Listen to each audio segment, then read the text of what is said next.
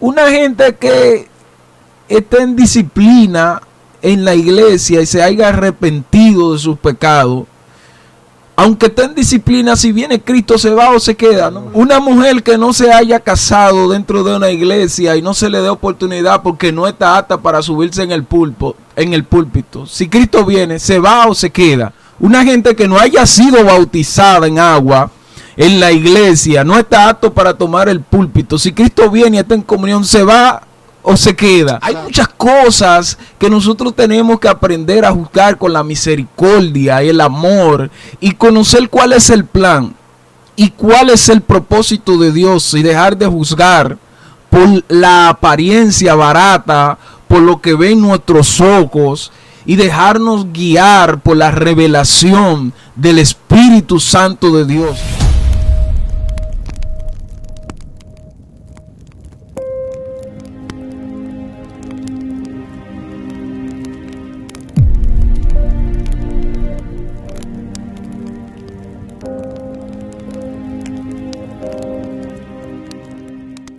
La paz de Dios sea con cada uno de ustedes desde esta plataforma digital Restauración. Su hermano y amigo Ezequiel Brown, por la misericordia de Dios, siervo de Jesucristo, adjunto de mi hermano Robert de la Rosa, que está aquí con nosotros. Él saludará. Amén. Bendiciones, bienvenidos nuevamente a esta plataforma. Siempre le invitamos a que se suscriba, a que active la campanita, a que comente y comparta nuestro contenido. Y también debajo en la descripción le vamos a dejar el link de la aplicación o el enlace que le llevará a la emisora, porque ya tenemos emisora, Restauración Radio, y queremos que sea parte de esto, para que nos ayude a crecer, sigamos creciendo. Es una bendición que Dios ha puesto en nuestras manos para seguir expandiendo el Evangelio de Jesucristo. Esa es la palabra, expandir las verdades del Evangelio de Jesucristo, que nos exhortó a ir por todo el mundo y predicar el Evangelio a toda criatura para salvación. Amén. Y hoy tenemos un tema que queremos compartir, un tema que el Señor ha puesto en nuestros corazones para tratarlo con ustedes, y es Sansón, un pecador o un vencedor. Y realmente cada vez que nosotros escuchamos, Robert, la palabra Sansón, tú te imaginas a un hombre fracasado, siempre te imaginas a un hombre derrotado, a un hombre que una mujer lo venció. Y ese es el concepto que se nos enseñó y muchos cristianos tienen acerca de Sansón. Al menos nosotros que tenemos ya una trayectoria en el Evangelio, casi nunca, no voy a decir en su totalidad, hemos escuchado para tener fe casi nunca un mensaje acerca de la vida de Sansón de manera positiva. Y hoy queremos dar unos detalles sobre la vida de este hombre. Sansón, un pecador o un vencedor. Fíjense que 3 personas en la Biblia han tenido un nacimiento anunciado por un ángel. Uno de ellos fue Juan el Bautista, que el ángel Gabriel anticipó su nacimiento porque su madre no podía tener hijo, al igual que Jesús. Y otro, Sansón, que eso se nos olvida, pasó primero pero se nos olvida. Y dice que el ángel de Jehová se le apareció a su mamá, y su mamá no podía tener hijo y le dijo: tú vas a tener un hijo, lo vas a criar de X manera, el niño va a tener un voto nazareato, de nazareo, que usted lo puede encontrar los requisitos en Números capítulo 6, del 1 al 5, usted va a encontrar que era un nazareo, no podía tomar nada producto de la vid, o sea, bebida fermentada, no podía pasar navajas sobre su cabeza, no podía tocar cosas muertas, no podía hacer contacto. El nazareo era tan fuerte, el voto nazareato, que si su papá o su mamá se moría, no podía tocar el cadáver. Wow. O sea, era una persona apartada y consagrada para Dios. El voto de nazareato era un simbolismo. Pues no era tan malo realmente Sansón. Era un simbolismo para dar a entender la santidad que tiene que tener el hombre que decide servirle al Señor. Apartarse de todas las cosas del mundo, apartarse de todas las cosas malas. Entonces el ángel anuncia el nacimiento de Sansón. Esa es la primera virtud. Le dice el modo de crianza del muchacho. Pero hay algo, y es muy importante, Robert, que cuando este muchacho va creciendo, él comienza a involucrarse con ciertas cosas que iban muy divorciadas a lo que se practicaba en su tierra, a lo que estaba establecido en la ley mosaica, o en la Torá, o en el Pentateuco, como usted le quiera llamar. Y Sansón comienza, Robert, a involucrarse. Lo primero que hace es involucrarse con una prostituta. Se enamora de una mujer en una ciudad llamada Tigná, Filistea. Los filisteos eran los enemigos del pueblo de Israel en ese tiempo. Exactamente. Dice que tenían dominado el pueblo por más de 40 años. Pero Sansón decide enamorarse de una mujer de los filisteos. Wow. ¿Y por qué no del pueblo de Israel?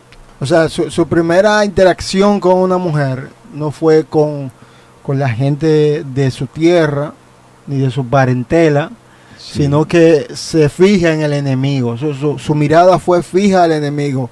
Y mira el contraste que hace lo que tú dices al principio, que el nazareo era una persona que era apartada de lo que era el mal, apartada del mundo, para englobarlo todo. Igual que como tiene que ser el cristiano de hoy en día, apartado del mal. Es. Y este hombre, cuando empieza a crecer, empieza a tener conciencia, empieza a enamorarse, digamos, lo primero que se fija es en lo que, según el patrón que había establecido en Israel, no era conforme a lo que ellos pensaban, no eran según su estereotipo, porque era un pecado grave tú enamorarte de un enemigo, tener una relación, juntarte, procrear con un enemigo de esta gente, de los israelitas. Y Sansón va y rompe con todo estereotipo, con todo lo que ellos pensaban sagrado, porque para ellos era algo sagrado. Algo sagrado. Y se va detrás de una filistea. Esto quizá le rompería la cabeza a mucha gente, porque este hombre que el Señor profetizó que iba a ser como especie de un libertador, alguien que iba a juzgar al pueblo, están dando en contra de las reglas del pueblo. Muy en contra.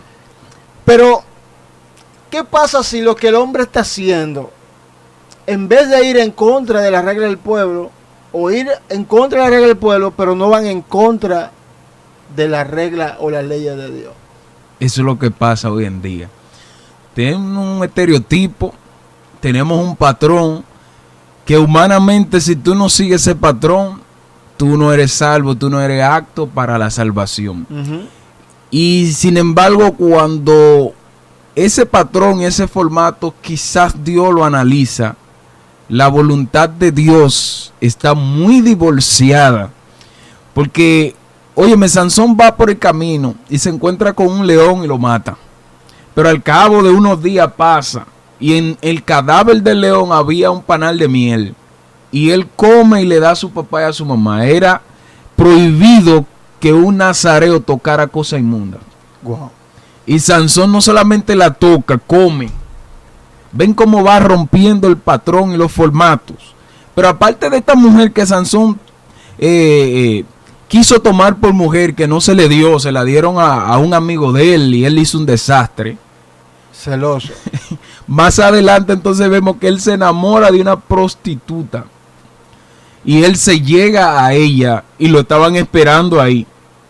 Y dice que él se levantó a medianoche y cargó la puerta de la ciudad y la llevó a un monte alto con todos los cerrojos. Pero si relatamos o vemos la historia a más profundidad, sin ver al hombre que falla, que comete errores, porque nosotros tenemos esa mala costumbre. El creyente tiene ese problema que no ve lo que Dios hace en el hombre, sino lo que el hombre en su humanidad hace. Así es. En sus pasiones. Y si nosotros nos ponemos a fijarnos profundamente y nos enfocamos en la palabra, Sansón siempre estaba en medio del enemigo. Siempre. Y él fue profetizado, él fue traído al mundo con el fin de derrotar al enemigo. Él no puede, digamos, pelear con el enemigo a distancia porque él es un solo. Y si vemos en la descripción de quién era Sansón, dice que era un hombre recio, una figura recia y Sí. con una fuerza extraordinaria que venía de Dios para combatir contra sus enemigos y llevar a cabo actos heroicos de parte de Dios. Era especie de un héroe para el pueblo de Israel. Pero, como suele pasar, que si nosotros como iglesia nos fijamos en lo que era el pueblo mirando a Sansón y el pueblo mirando a los creyentes hoy en día, es lo mismo. ¿Por qué? La gente en el pueblo de Israel estaba mirando y fijándose en las debilidades, que aparentemente eran debilidades de Sansón. Pero si vemos Jeremías, si no me equivoco, Dios lo manda a casarse con una prostituta. A Oseas. Perdón. Dios lo manda a casarse con una prostituta. Tema muy profundo es. Entonces, en la Biblia, porque todo lo que está establecido en la Biblia es para que nosotros aprendamos algo y no seamos jueces a la ligera. En la Biblia Dios nos enseña por qué suceden las cosas, para qué suceden las cosas y por qué Él permite que sucedan este tipo de cosas. Con Sansón no fue la excepción. Así mismo, entonces Sansón se sigue involucrando con mujeres, se encuentra con Dalila y Dalila hace caer a Sansón. Pero, ¿qué? Se quedó ahí la historia de Sansón porque ya le sacaron los ojos, ya lo capturaron, ya hicieron con él lo que ellos querían hacer. Fíjate que hay situaciones, yo no vengo a hacerle un culto al pecado ni a tu situación de vida que quizás no quiera organizar, pero vengo a hablarte de un Dios que tiene misericordia de quien Él quiere tener misericordia. Amén. Amén. Porque David pecó, como tú decías en un programa, David pecó más que Saúl. Sin embargo, Saúl fue desechado a la segunda vez. Pero sin embargo, los pecados que cometió David fueron desastrosos. Sin embargo, Dios tuvo misericordia y hay algo que yo quiero que entendamos y es, le dice la palabra de Dios, que como son más altos los cielos que la tierra, así son los pensamientos de Dios. Amén. Más alto que nuestros pensamientos. Gloria A veces a Dios. nosotros nos mofamos y decimos y nos aventamos y decimos, yo conozco a Dios. Yo creo que ningún ser humano puede decir eso, porque Dios es demasiado excelso. Wow. Dios es demasiado grande. Cuando Dios rompe los formatos y rompe los patrones, nosotros nos quedamos anonadados y no sabemos qué decir. Tenemos que decir lo que Job dice: me arrepiento en polvo y ceniza y tapo mi boca. Y eso es lo que nosotros debemos aprender, a estar en silencio. Fíjate que Moisés mata a un egipcio, pero era la voluntad de Dios que Moisés matara a un egipcio. Dice, no matarás, siempre no matarás. ¿Pero por qué? Entonces Dios permite esa circunstancia de baja de la vida de Moisés, de ser fugitivo, de salir de Egipto. ¿Para qué? Para tratar con él, para que vuelva a Egipto, pero no como un militar, no como un político, sino como alguien que va a aportar su poder para liberar a su pueblo. Dios permite cosas en nuestras vidas para Él glorificarse. Amén. Ya hemos hablado de esto en otras ocasiones, el asunto del mismo Pedro, que la gente hace mucho énfasis, ¿no? Porque cuando Jesucristo le dijo a Pedro que camine, es un Dios. Claro que es un Dios, pero había más en la barca. ¿Quién se atrevió a salir? ¿Quién se atrevió a decirle, dime que vaya y yo voy? Más nadie. No, porque Pedro era colérico, tú no viste, sacó una espada y le cortó una oreja, pero ¿por qué lo hizo? Por defender a su maestro, por amor a su maestro. Claro. Pedro negó a Jesús, pero ¿quién más lo pudo haber negado? Porque el único que estaba ahí era Pedro, los otros y se él fueron. Lo dijo, aunque todos se escandalicen de ti, yo no, ni te voy a dejar. O sea que humanamente Pedro no le iba a fallar a Jesús, pero había una palabra en la vida de Jesús que tenía que cumplirse. Pero nadie ve que Pedro lo negó y lloró amargamente. Nadie ve que después que le cortó la oreja al centurión, que tuvo el encuentro nuevo con Jesús, que Jesús le dijo 3 veces que si lo amaba. No ven el cambio de ese hombre. El hombre colérico fue el que se paró y predicó por primera vez después que descendió el Espíritu Santo, y cientos de personas se convirtieron. Entonces, ya está bueno de que nosotros estemos viendo tantos errores en la gente, porque cada quien tiene un propósito de parte de Dios, y yo puedo juzgarte por un error que tú cometiste en el pasado, pero si ya tú pediste perdón, ¿qué hago yo recordando aquello que tú hiciste? Si ya Dios restauró tu vida, ya tú eres una persona diferente, aún yo crea que no, yo no soy quien. Porque es que cada quien tiene su carga, cada quien tiene su problema, cada quien tiene su dificultad. Y quizás tú no pecas del pecado que yo peco, pero todos pecamos. El que esté libre de pecado, que tire la primera piedra. Wow.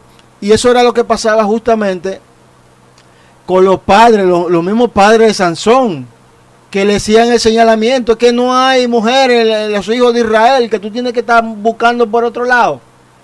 Y eso pasa con nosotros. No sabemos a qué, por ejemplo, ¿qué hace Ezequiel pastoreando? Dirían muchos. Muchacho tan joven, ¿qué experiencia tiene Ezequiel para pastorear? Usted se llama Dios, usted fue el que llamó a Ezequiel.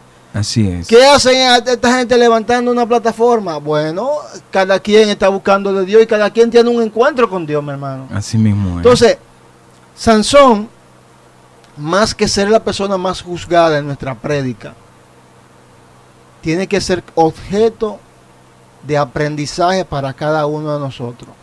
Porque este hombre nació a la voluntad de Dios, con un plan de Dios. Y aún este hombre falló, que es lo que debemos de entender.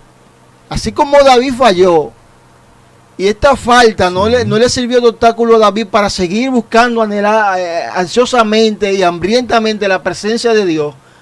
Y ese mismo David que falló, que cometió adulterio, fornicación y homicidio contra una misma persona. Con premeditación y alevosía, como dicen los abogados. Amén. Este mismo hombre, el Señor le dijo: tranquilo, David, tú no me vas a construir casa porque es que tu mano está manchada de sangre. Pero también le dijo ese mismo David: yo voy a levantar a alguien de tu simiente, voy a poner a uno de tus hijos que me construya casa. Y Dios no se quedó ahí con David. Le dijo: mira, en tu trono va a venir uno que se va a sentar eternamente. ¿Y a quién mandó Dios para ahí? Al Mesías. Entonces, veamos, David falló y nosotros podemos señalar a David 1000 veces por su pecado. E incluso dice que tiene el único personaje que se compara con el corazón conforme al de Dios, el del pecador, David. Entonces aquí, miren aquí, quiero que ustedes puedan analizar esta historia. Se encuentra en Jueces capítulo 13 al 16, pero voy a leer el 14 versículo 3 y 4. Y su padre y su madre le dijeron: no hay mujer entre las hijas de tus hermanos, ni en nuestro pueblo, para que vayas tú a tomar mujer de los filisteos, incircunciso. Y Sansón respondió a su padre: tómame esta mujer, porque ella me agrada. Mas su padre y su madre no sabían, escuche bien, que esto venía de Jehová, porque él buscaba ocasión contra los filisteos, pues en aquel tiempo los filisteos dominaban sobre Israel y el Señor quería tumbar a los filisteos. Señores, mira, hay mucha gente que han fallado, y como se nos ha vendido una etiqueta y un protocolo que tú no puedes fallar, esa gente se avergüenzan y se van al mundo.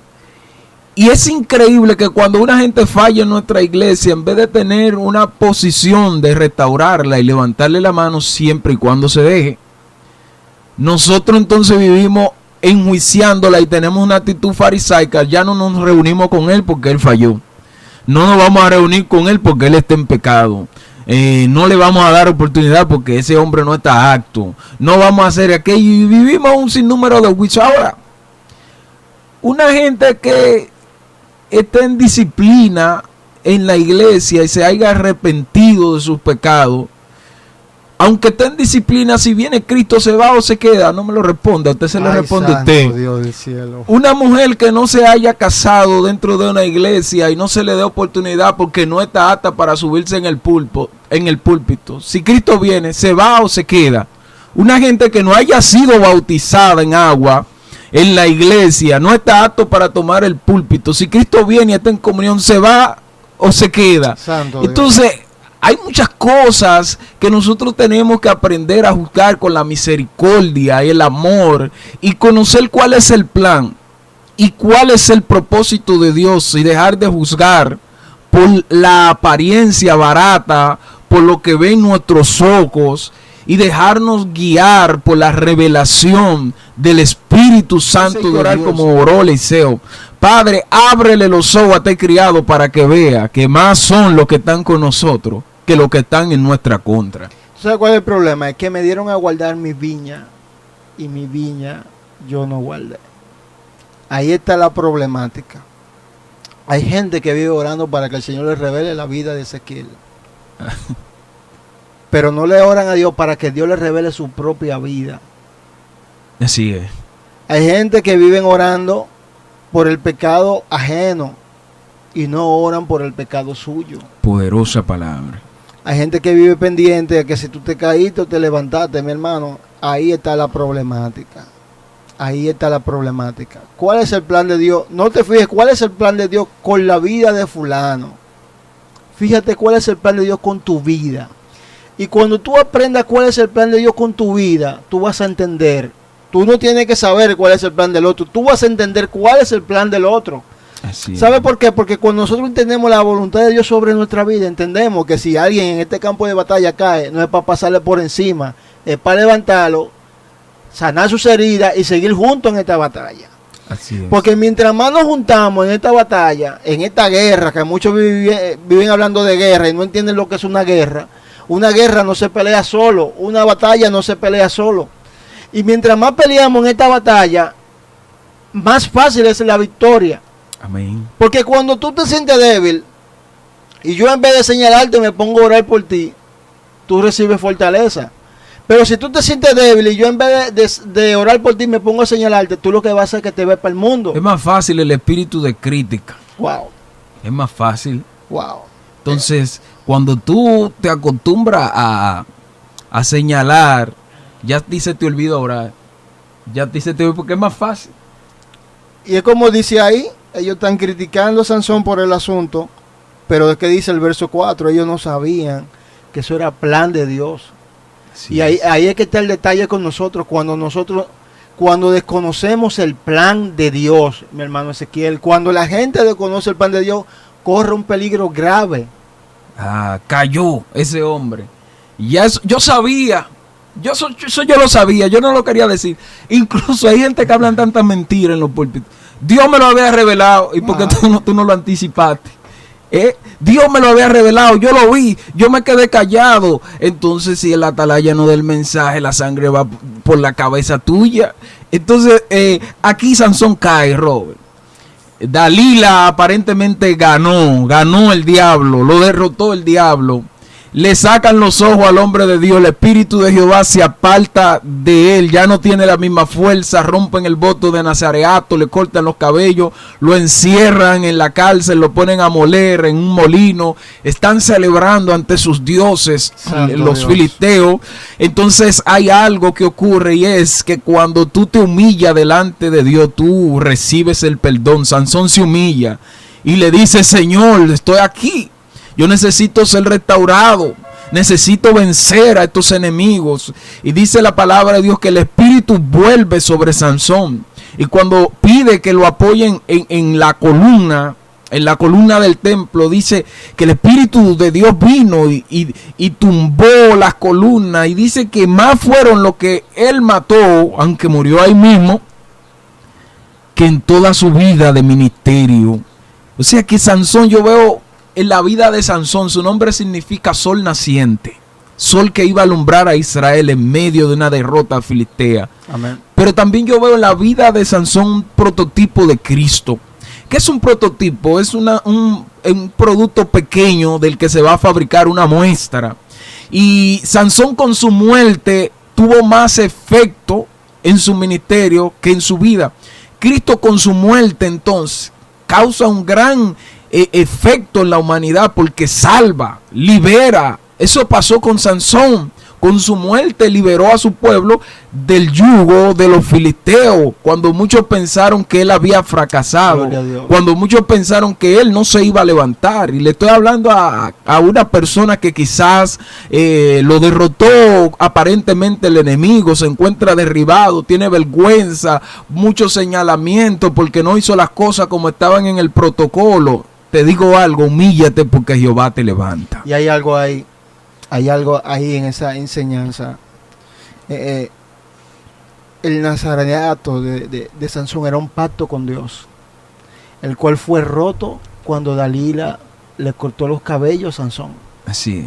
Pero ¿qué pasa? Cuando Sansón se humilla en esa cárcel oscura, cuando Sansón busca nuevamente la presencia de Dios, Dios renueva en ese momento el pacto con Sansón.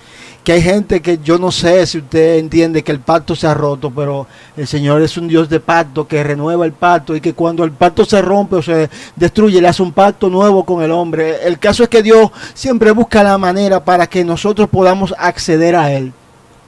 Y eso fue lo que pasó con Sansón. Sansón quizá para todo el mundo, como tú dices, ya el caso era perdido. Ya el hombre de Dios no existe. Ya el plan de Dios se acabó cuando le cortaron los cabellos a Sansón. Pero Dios tenía un plan más allá. Dios quería que en todo eso que Sansón estaba viviendo, él tuviera un encuentro con él. Así es. Aleluya. Y que por medio de ese encuentro hubiera una humillación. Y por medio de esa humillación Dios renovara el pacto. Y Dios ejecutara su plan, que era en contra de los enemigos del pueblo de Israel. Porque hay que entender algo. Israel, y se lo voy a decir a mucha gente que anda hablando un sinnúmero de cosas extrañas por ahí, Israel siempre ha sido la niña bonita de Dios. Así es. Y Dios se la juega, mi hermano. Si Dios tiene un plan contigo y tú quieres ir contra el plan, Dios te lleva al terreno. Él permite que tú vivas situaciones. A la buena o a la mala. Tú eres el que sabe. Y eso fue lo que pasó con Sansón. El plan de Dios era que Sansón se juntara con la Filistea, aunque muchos dijeran que no. De que no, que Sansón se dejó llevar a la Filistea. Está escrito ahí. Muchos mensajes de que cuidado con la Filistea. No entienden que eso de la Filistea era un plan establecido por Dios, no por el hombre. Por más que Sansón sintiera lo que sintiera, Dios fue que permitió, Dios fue que cruzó a esa mujer por medio de Sansón. Porque había más bonita quizá en su pueblo, pero esa fue la que le gustó. Y los padres estaban recriminando y le dijo, esta fue la que elegí, ¿qué es lo que ustedes quieren? Vamos con esa. Y la palabra establece que ese era el plan de Dios. Y se ve manifiesto el plan de Dios cuando Sansón se ve en medio de esas columnas, en ese templo, en esa fiesta pagana, digamos, para parafrasear. Se encuentran la mayoría, digamos, de los encombrados de esa región. Estaba el rey, los sacerdotes estaban ahí, y quizás estaban ofreciéndole holocausto a Baal, ofrenda a Baal, y la ofrenda principal iba a ser Sansón. Pero ellos no sabían que Dios tenía un plan ya establecido y que este hombre ya se había humillado y que quizá él no tenía la misma melena de antes. Pero el Espíritu de Dios no se basa en apariencia física. Aleluya. El Espíritu de Dios no se limita a tu situación actual o lo que tú estés viviendo en tu presente. Al contrario, la palabra dice que el Señor se perfecciona, su poder se perfecciona en nuestra debilidad. ¿Y cuál es la debilidad más grande que nosotros tenemos que tener? Lo que mostró David en el Salmo 51, humillación. Humillación. Un corazón contrito y humillado. Eso no se trata de que yo voy a descender con mi fuerza, se trata de la humillación de tu corazón. Ya ahí Sansón no tenía fuerza. Humanamente no. Y le sacan los ojos, porque lo primero que hace el diablo es sacarle los ojos a los hombres de Dios. Eso, él le saca los ojos, le corta los cabellos. Aparentemente las fortalezas humanas se las quitó el diablo. Pero el diablo no sabe que Dios no necesita las cosas fuertes. Dios necesita la débil para él glorificarse, sin ojo y sin cabello. Ay, santo. Y vino el Espíritu de Jehová y derrotó más filisteos que en toda su vida. Y dice que con una aguijada, no quijada, oiga bien, aguijada de asno, mató 1000 hombres. Pues tú acabas de darle mucho pensamiento a la gente. Aguijada. Wow. Aguijada, porque la aguijada era una especie de vara o de lanza que en la punta en su parte tenía un filo y se aguijoneaba a los animales. Por eso es aguijada. Mucha gente dice, una quijada de asno. No tiene sentido de que con una quijada de burro mate 1000 hombres. Aguijada, ¿verdad? Santo Dios. Entonces, Sansón entonces mata a 1000 hombres. Entonces, vamos a ver aquí el hombre. Otro hombre también que hace lo mismo es Sangar. Uno de los jueces también hace la misma hazaña. Entonces lo que queremos es traer a colación con este tema, vuelvo y repito, no es un culto al pecado ni a las debilidades.